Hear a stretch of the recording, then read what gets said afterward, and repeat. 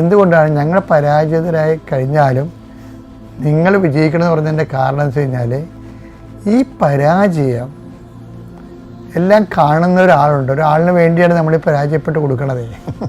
ചിലയിടത്തൊക്കെ നമ്മൾ ക്ഷമിക്കുമ്പോൾ നമുക്ക് ലക്ഷങ്ങളാണ് നഷ്ടപ്പെടുന്നത്, അറിയാമല്ല.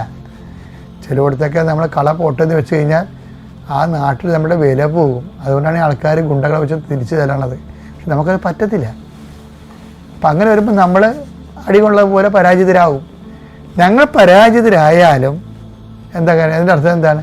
ഞങ്ങളെ വിജയിപ്പിക്കാൻ ഒരാളുണ്ട്. അതാരാണ്? യേശുക്രിസ്തുവിനെ ഉയർപ്പിച്ചവൻ. അവനോടുകൂടി ഞങ്ങളെയും ഉയർപ്പിക്കും. അതായത് അവൻ്റെ നിത്യരക്ഷ ഉയർപ്പ് കണ്ടുകൊണ്ടാണ് ഞങ്ങൾ ഈ പരാജയപ്പെട്ട് കൊടുക്കുന്നത്. ഇപ്പം ഞങ്ങളുടെ പരാജയം കണ്ടുകൊണ്ട് നിങ്ങൾ ആ രീതി കണക്കാക്കരുത്. എന്ത് രസമാണെന്നറിയാം ഈ പൗലോസിൻ്റെ വ്യാഖ്യാനങ്ങൾ. അത് ജീവിതാനുഭവങ്ങളാണല്ലോ അത്.